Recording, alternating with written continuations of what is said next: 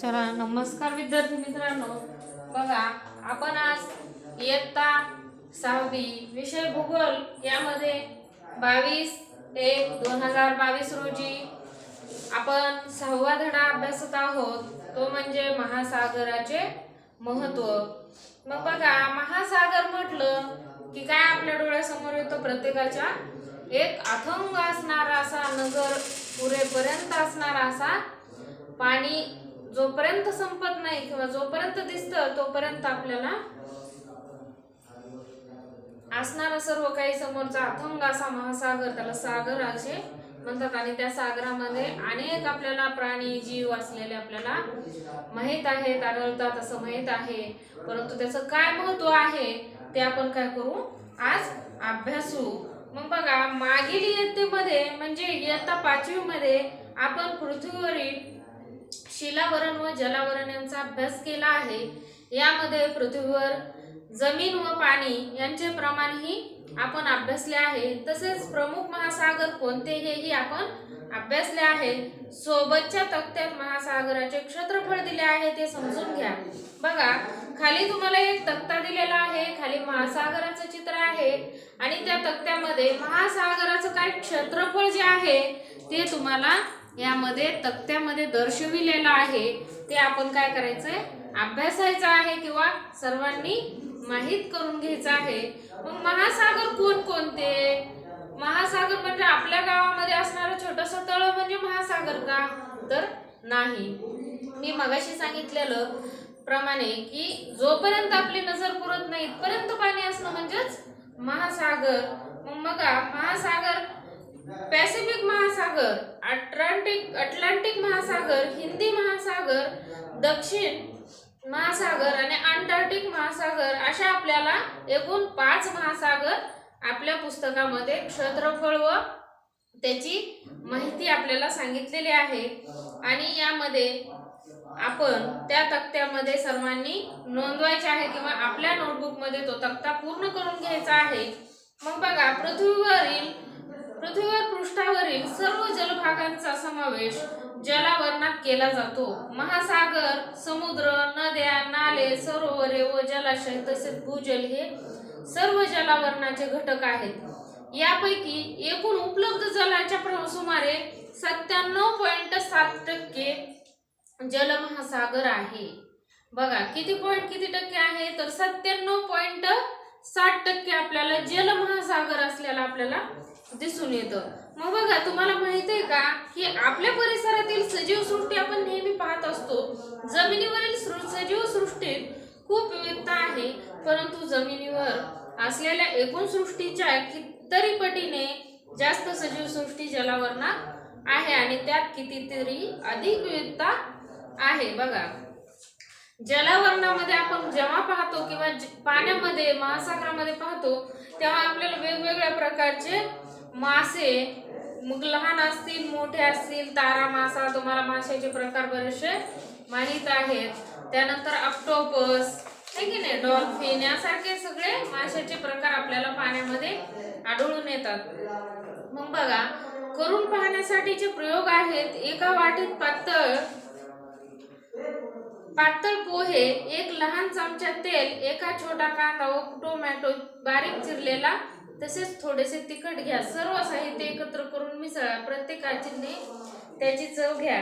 आता उरलेल्या पोह्यात थोडे मीठ टाकावं, पुन्हा नीट मिसळा। आता या पोह्याची चव घ्या। बघा, करून बघायचा प्रयोग आहे तुम्हाला। मग आधी आणि नंतर दिलेल्या पोह्याची चवीमध्ये कोणता फरक जाणवला? जर आपण मीठ न टाकताच कोणताही पदार्थ खाल्ला तर आपल्याला तो अगदी बेचव लागतो आणि थोडंसं मीठ टाकून मिक्स करून खाल्लं की आपल्याला तो आवडीने किंवा चवीने आपण तो खातो। मग पोह्यांना कोणत्या पदार्थामुळे अधिक चव आली असे तुम्हाला वाटते? मग बघा, कोणत्या पदार्थामुळे?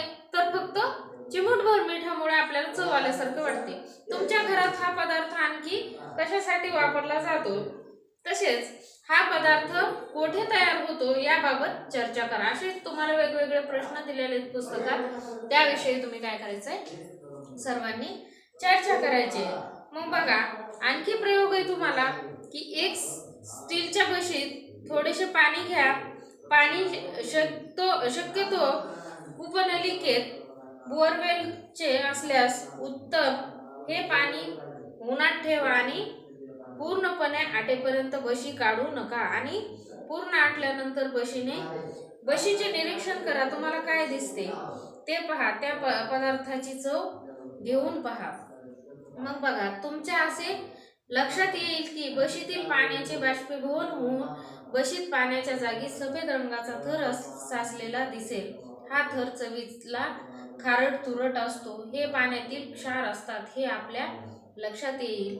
पेयजल म्हणून आपण जे पाणी वापरतो त्यामध्ये क्षाराचे प्रमाण कमी असते. महासागरात, सागर किंवा समुद्र यांच्या पाण्यात क्षाराचे प्रमाण जास्त असते, म्हणून ते पाणी चवीला खारट लागते. मग बघा, आपण जे नमक खातो, मीठ खातो, हे मीठ आपल्याला कुठं मिळतं? कुठंही तयार होत नाही, एखाद्या कंपनीत तयार होत नाही, तर ते फक्त महासागराच्या खोऱ्यामध्ये किंवा महासागराच्या पाण्यापासून ते तयार होतं. सर्वाधिक क्षार हे महासागराच्या पाण्यामध्ये असतात असं आपल्याला यामध्ये सांगितलेलं आहे किंवा आपल्याला पण माहित आहे.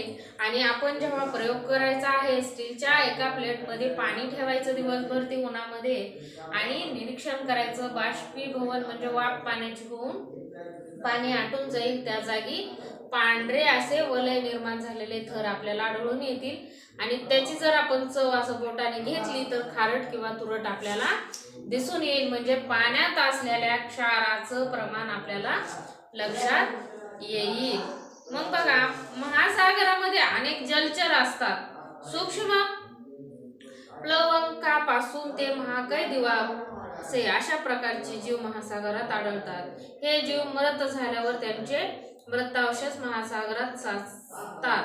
बघा, जलचर म्हणजे माशासारखे किंवा पाण्यात राहणारे प्राणी अनेक अशा आपल्याला आढळून येतात. मग मृत झाल्यानंतर ते पाण्यामध्ये काय होतं? साचतात. सर्व नद्या डोंगरांमधून व पर्वतांमधून वाहून येणाऱ्या महासागरांना मिळतात.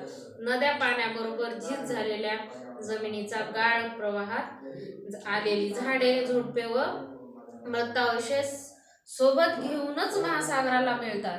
बघा, आपण जेव्हा नदीचं पाणी पाहतो, परंतु नदीमध्ये नुसतं स्वच्छ पाणीच असतं का? तर अनेक कीड, जीव, जंतू, अनेक मृतावशेष असं आपल्याला कुत्रं, मांजर वगैरे सारखे प्राणी, पक्षी, छोटे छोटे किडे, कीटक अशा आपल्याला मेलेले आणि ते सर्व पाण्याच्या प्रवाहात वाहून कुठं जात असतं? महासागराला घेऊन जाऊन मिळत असतं. आणि बघा, वरील दोन्ही प्रकारात मृतावशेषाचे विघटन होऊन त्यातून बाहेर पडणारे विविध खनिज, क्षार इत्यादी महासागराच्या पाण्यात मिसळतात. मग त्यामुळेच काय होतं?